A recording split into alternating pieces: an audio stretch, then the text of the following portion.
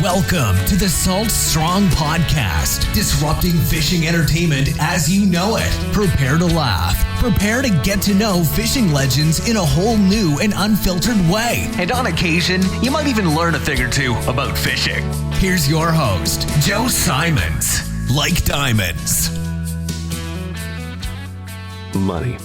Hey everybody, Joe Simons, Diamonds, back again with Salt Strong Unchurched. I'm pumped to talk to you today about money. And I'm willing to bet that subject line, that headline of money got your attention. And you're not alone, because most of us want more money. Most of us think more money is going to make us happier, et cetera. And I'll be honest, I've had a lot of money and I've had no money, and I would prefer to have money. All that being said, I think most of us also have a lot of misconceptions around money.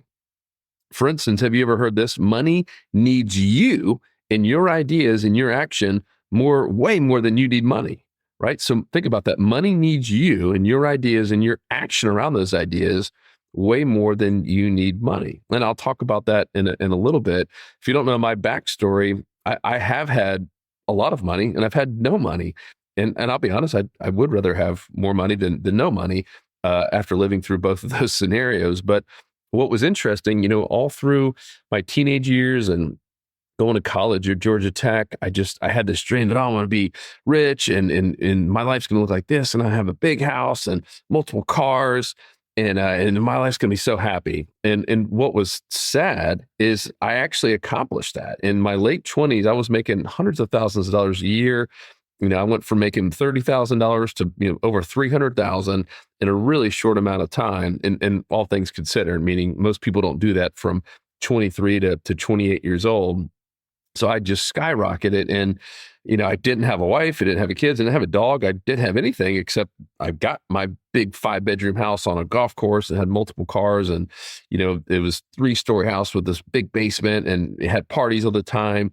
And yet I found myself constantly just wanting more. It was never enough, and I was never fulfilled. That was the time of my life I was drinking more than ever. And I think in pursuit of finding that next thing. And fortunately, I didn't go down a real bad path like, some people do, but it was getting to a slippery slope where it was actually a mission trip to Uganda that really kind of saved me and took me out of that just kind of disillusion of money and grandeur and that all, I just need more and more of this stuff. And I saw these people in Uganda. If you've never been on a mission trip like that, I would highly encourage you, at least just do it once. I got to see these people that had nothing. And they were so hungry just to talk to you. And they weren't asking for handouts. They didn't even want your money. They just wanted to learn from you. They didn't have books. They didn't have a public library we were this way off town in Kampala, Uganda. So Kampala is actually a big city, but still incredibly poor. I mean, you just see it's all slums. I mean, the whole thing is slums, and there's 1% of people have any money and everyone else has nothing. It's very, very sad. However, why it's not so sad is because these people were finding happiness with just what they had. I mean, most of them never had shoes. I ended up leaving all my clothes. Gave some of these guys I met my shoes. I mean, we're out there playing soccer with them in the middle of the day. And I'm the only person in this entire soccer field, which, by the way, it's dirt and rocks and glass and all kinds of stuff. And I'm the only person with shoes on. Everyone else is barefoot. And most people didn't even have a shirt. They just had a pair of shorts with holes. Most people didn't have an actual home. They were staying in kind of handmade houses, tents and mud houses and things. And yet they woke up with these big old smiles on their face. And what I thought was so interesting is they wanted my ideas. They wanted to know how I made money, right? And this is a big difference from what I hear from some other people that just want entitlements. They want handouts. They want to win the lottery, right? These people really just wanted to know everything possible. They wanted to pick your brain. They wanted books. Like, they wanted to read the Bible. They wanted any book I had. They wanted to know more about it. Right. It's so wild. And it was so different from my experience in America, where most kids don't want to go to school. And not even kids. Most adults don't want to read books. Most adults don't want to take massive action. But what I saw there in Kampala, Uganda, changed my life because I realized, one, how fortunate I was, and two, that I was looking at things differently. And so I decided to sell a lot of my stuff. I ended up selling that big house and selling my second car. I didn't need two cars as a single 28-year-old guy. And slowly but surely started giving more stuff away. I was honestly just pretty selfish, and slowly but surely started donating more and giving things away. And so I did sell my car, but a lot of my other things that I had, like just dumb stuff like the 5 TVs, I would just start giving it away. And what was crazy is I felt so much more like true happiness, fulfillment when I was giving stuff away to people that didn't have anything, and just giving money away to random, homeless people on the street, just doing things that I normally wasn't doing because I was so just wrapped around my head with money. So I want to talk about some of the misconceptions I'm hearing, because I get a lot of questions from younger people. I get questions from people that work for me, and I've spent, half of my life essentially working for someone else and half working for myself. And there's no right or wrong reason. There's no best way to get money, and there's no real best way to go about life. Not everyone needs to be in their boss, and I'll be honest, you have to sacrifice a ton to do it. And the irony is, I was probably netting more money, as an employee when I was 28 years old than I was at any other point in my life. I mean, netting $300,000 a year with no risk and not having to worry about anything else or marketing or anything like that. That was a pretty good little setup. But it all goes into what I'm going to share with you today. And this goes for you if you're 7 years old. And it also goes for you if you're in your 20s or 30s or 40s and trying to make more money and trying to add value. So I mentioned the whole money needs you and your ideas more than you need money. And if we really look at money, it's only got worth because we say it has worth, right? If all of a sudden we said that money, meaning our bills, had no worth and only gold had worth, or Bitcoin, or whatever you want to say it, the money that we have now would be worthless. It would have no value at all. And usually the way you get more money, and yeah, there's some people that win the lottery. Of course, the irony is almost every single person, isn't that wild? How almost 100% of the people that win the lottery and win the million or more, it's all gone. And, I don't remember the time frame, but it's like 10, 12 years or less. It's all 100% gone. And it's almost like money has a mind of its own, that money will slip right through your fingers if you're not prepared to handle it and to use it. And I think that's a huge misconception. I also think another big misconception is that ideas are worth money. I can't tell you how many times I've seen some new invention or something that's cool that's getting a lot of attention, and you start seeing these people, or maybe even had a friend say, "Oh, well, that was my idea first. They should be paying me." And they get so disgruntled by it. And what we need to ask those people in the nicest way possible is, all right, well, yeah, cool. Maybe it was your idea first, but what action did you take on it? And there's a reason. We've now been through the whole ringer with the USPTO, that's the United States Patent and Trademark Office, with our things like Slam Shady and Salt Strong and the prawn and all that. And they won't even talk to you. They don't even want your money unless you have an idea that action has been taken upon that idea. Meaning ideas are literally worthless. Ideas are worth no money. And so many people have that misconception that, I'm just going to come up with that big idea and then it's just going to be worth billions of dollars. That is not how life works. The mistake is not taking action on it. And the USPTO will not grant you a true registered trademark or a patent unless there has been some action. There has to be something that has been created from that idea. And I don't know, I share that with you because I see it so often, and I get hit up from people all the time. They want me to sign a non-compete, or I'm sorry, an NDA with non-disclosure agreement to share their idea. And I'm like, if you can't show me an actual product, like if you're not prepared to bring a product that's actually ready to sell, or at least close, something that I could feel and use, I'm not going to sign an NDA. And you know what's happened? 100% of the time, I have asked that question back. 100%, not 99, 100%. Like, actually, no, it's just still an idea in my idea phase. But no. Come on, guys. And I'm saying this as a fatherly figure because I did the same thing. And when I go back to my early days, when I was in my 20s, I was making a lot of money. I wanted to make more. And I saw my boss. I mean, he sold the company for, $100 million literally. And I would send him these emails constantly with all these big ideas I had. And I would get so frustrated that he would sometimes never respond, or he would say, all right, take action on it. And I'd be like, oh, I don't know. I mean, I got my other stuff. I don't really have time to do it. Or he'd say, all right, pick the best one out of all these and let's do it. And I always have some excuse why. And so I had that same misconception that, oh, my ideas are worth all this money. What I was hoping, right? Just the same way a lottery winner, I was hoping that my boss, who I knew was a super smart guy, was going to see one of those ideas and say, all right, we're going to go attack it. And I'm just going to pay you a royalty for the rest of your life. And I was going to sit back and make money for doing nothing. And deep down, it's not what I thought, but it's kind of what I thought subconsciously, if you know what I mean. And I know that because I wasn't prepared to go take that idea and really run with it myself. It wasn't until later when I started Salt Strong and started having the only way we were going to make any money and have a business was to take our ideas and take action on them. Right. So action, is the key. Like an idea without action is nothing. It's just an idea. They're a dime a dozen.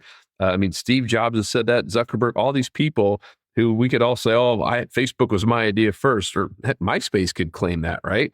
But they didn't take action the way that Zuckerberg did. So it's not just action. The next step is massive action. I mean, Tony Robbins always says that, like, if you just took massive action on one idea every single day over a 10-year period, you would be unstoppable, right?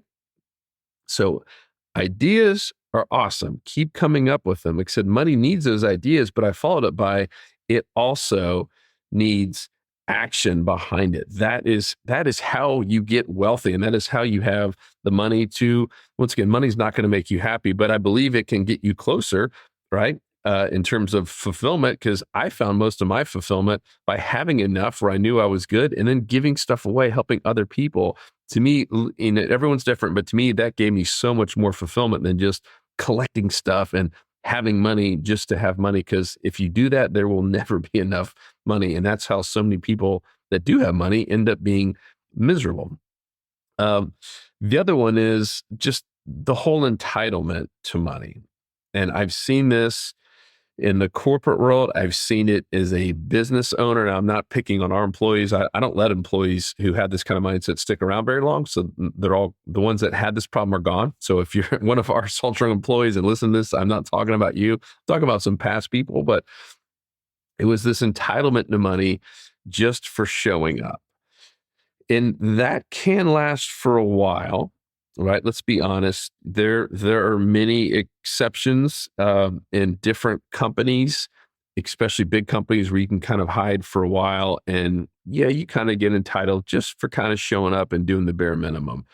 But to be able to get more money, which I know you're listening to this because most of us want more, there is no entitlement to more money. And you will certainly never get more money just for showing up. That will never last. It's once again, I believe, like, it's so weird. And this guy wrote this book a while back about money and just how he believes it has a mind of its own, where it just starts magnetically attracting to people who are generous and giving and kind with it and good and smart with it. And it somehow just mysteriously leaves people's hands who are bad with it, like lottery winners and people who aren't prepared to get the money. I mean, it's really fascinating book that he wrote. I'll have to go find that. And kind of speaking about this whole entitlement. So I believe that most people, they're barely growing. And they're barely thinking, they're doing the opposite of what these young people in Uganda, they wanted to grow so bad. They wanted to learn, they wanted to read. And yet here we have access to all this stuff. There's so many public libraries that are empty half of the time because, most of us, would rather watch TV or go out to sport games and have fun. And there's nothing wrong with that. But, a lot of people say, oh, how did you get where you are? How did you start a company that's doing so well? And how did you create your dream job of being able to fish and teach fishing for a living? And it was a ton of sacrifice. It was a ton of reading. I took courses. I read books, and these don't have to cost money. I mean, you can go to the library, every book, even this one I'm holding, The Secret of the Ages, it's in the public library. In most public libraries, if you live in the limits, it's free. You just go in there and grab whatever you want and read it and return it. I mean, I don't think people realize how much sacrifice anyone who's done well in life has had to make. It's not just me. Anyone who has done that is maybe had to sacrifice not going to a sports game on a Sunday, or not watching, TV at night. I mean, for the longest time, it was probably 3 years. I didn't watch TV at all, not one lick, except maybe the Super Bowl. It just had no TV.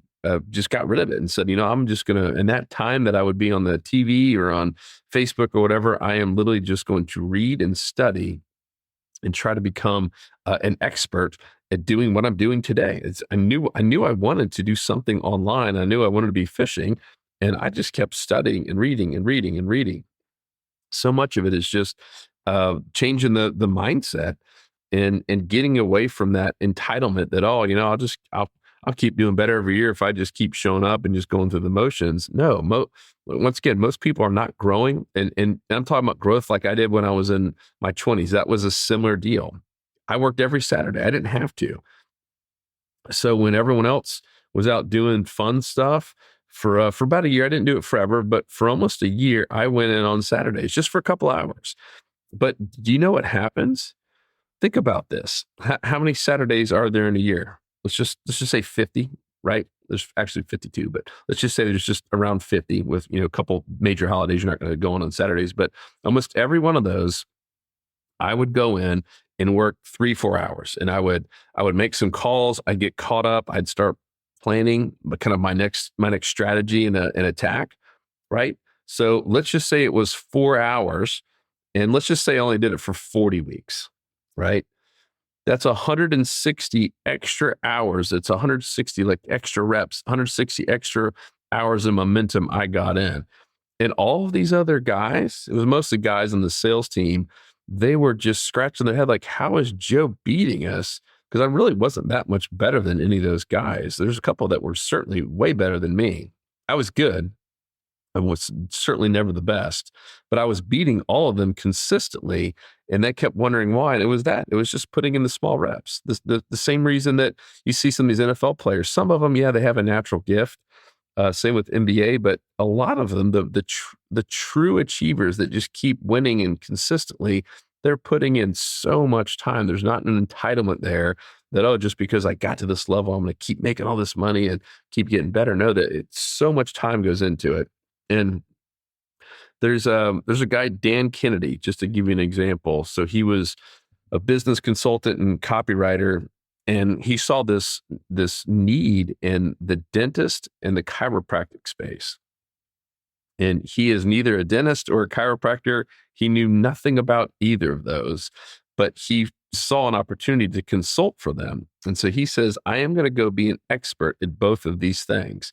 And so for 1 year, and this is another guy that does not own a TV. He's not sitting there wasting time. He just became an expert. He went and read every book. He subscribed to every magazine that dentists or chiropractors were getting. And after 1 year, he knew more. Like, he would meet these dentists and chiropractors, and he could tell them everything about their business, how the whole thing is run. And they're like, what medical school do you go to for dentistry? It's like, I've never walked into school in my life. I've just literally sat here and read for 1 year. So he knew more. People were saying he knew more about that space and about how to be a good dentist and chiropractor more than the actual dentists and chiropractors who went to school for years and had been doing dentistry or chiropractic work for years. And it was all because he put in the time. So I wanted to share that with you just because I've been hit up a lot here. I think there's a lot of people, young and old, who are, I think, kind of looking for the next thing and wanting more money, wanting to go to the next level. But in my opinion, also kind of wanting it quick, right? And a lot of this stuff isn't quick. A lot of this is putting in that time, is taking some sacrifice for a year. I mean, looking back, there was a couple of those years that were really lean and they were really boring in terms of I didn't do much fun entertainment. I was just all in on getting better, reading a book a week. I mean, that's not easy, along with having to still be a father and do all the things that I was, and a husband and trying to run a business. But it's also wild how much extra time you can find when you put away the stuff that's really not enhancing your future and really not adding that much value to your life. And that's always my response back when people say, man, how did you find time to read a book a week? I can barely read a book a year. I'm like, well, it's just because it's not important to you yet. So I share that with you because it's been on my heart. I had a lot of questions around this recently. And this, what I'm sharing, is everything I wish someone had shared with me when I was back in my 20s. I'm grateful for everything I did. I don't ever regret doing what I did. Otherwise, I couldn't be speaking about it today. And from the heart, and knowing how I felt when I was 28, feeling like I had everything. I had more money than I knew what to do with, and I was just buying stuff, and it never truly made me happy. And it wasn't until I really realized that gratitude and giving, and this is how it's tied in with Unchurched and how I'm wrapping all this the whole thing up, that really is the big secret to fulfillment. And so I don't think there's anything wrong with making money. I don't think there's anything wrong with having a lot of money. I do think it is if you just hoard it and are never generous and never giving, and your whole life is wrapped around the idea of just having more, because that's when it becomes miserable. That's how you see some people that have it and have horrible relationships and don't love themselves and depressed. I mean, right? You scratch your head like, how did this person commit suicide, or how did this person get get such a bad point with depression when they had all this money and all this stuff? Well, normally there's some root cause there with money and the love of money, and having that kind of be your God, if you will. So hope this is helpful. And if you have any questions on it, I could talk about this subject for probably many, many more hours. I've read a lot of books on that, because if you don't know my story about fishing for happiness, that all started around that time when I was 28 years old. I felt like I had reached everything I dreamed of in my whole life at a really young age. And I was like, all right, I don't feel really good about my life. I'm not fulfilled. I'm just constantly wanting more. There's got to be more the life in this. And so I went on this search of what truly makes me happy. Now it was when I discovered like, why not go fishing? That's why the books ended up being called Fishing for Happiness. So I read a book a week for almost 5 years. So I read about a book a week for almost 5 years, and some were on money, some were on, discipline, leadership, love, God, business, all kinds of different books, and just kind of documented that whole journey. And that was where I discovered, hey, I really didn't love what I was doing. I liked the money part of it, but I was only showing up for that job because I loved the money. Like if they cut my pay in half, I would have been, even if they cut my pay by 20%, I would have been out the door so fast. And that's not a true love of your occupation. And I was like, well, man, if I could just go fishing and even make a fraction of it, I'd be happy. Right. So that's one of those I realized, all right, so if they cut my pay in my current job by half, I'd be gone within a minute. Yet if I could get paid that same half amount to do fishing and to teach fishing and build a community around fishing, I'd take it in a heartbeat. I'd take even a fourth. And so that was what led me to start, Salt Strong with Luke. Like, man, why, if we're not fulfilled and happy with what we're doing, why are we going to spend 8 to 10 hours of our life every day doing something that we're not fulfilled doing? Because I would challenge you to even just start there. Where are you spending your time? If you have a job and you're spending 8 hours or 10 or 12, whatever that number is, and you're not fulfilled, man, start looking for something new. And don't make excuses, just do it. There's never a good time. It wasn't a good time for me. I mean, that was right when I was getting married and about to have a family. It's never a good time. And all kinds of things happen that unforeseen. There's never, ever, ever a good time to do it. But there's always a bad time is not doing it all. So hope this is helpful. Like I said, I know I've rambled on here a little bit, but hit me up. I'd love questions, especially if you're young and struggling with money or the thought about money. how do you make it? How do you earn it? I have a whole nother, maybe a whole other podcast on some of my tips for younger people trying to make money and really just to add value to themselves and to a company. Because that was how I got ahead, right? And I can just tell you my story, kind of my blueprint on what I did. That's how I went from my salary was $36,000 when I started at 23. And by essentially it was 29 years old, I made $300,000. And I'm not bragging, I did that a lot of discipline, and I kind of found the formula. And guess what? It was all about the stuff I shared earlier. It was about action. I took so much massive action, it wasn't even funny. And I constantly was thinking, how do I add value to this company where they want to just keep shoveling money into my pocket? So I did figure that part out. That I was right. If I can add money to this company, add so much value to them where they make $1 million, they're probably going to give me a portion of it. And they did. So that is how I did it in a 30,000 foot view. But if you want more, shoot me an email, joe@saltstrong.com. I would love to help out. Love you guys, and talk to you on the next episode. 'Cause fishing, it's in my soul, it was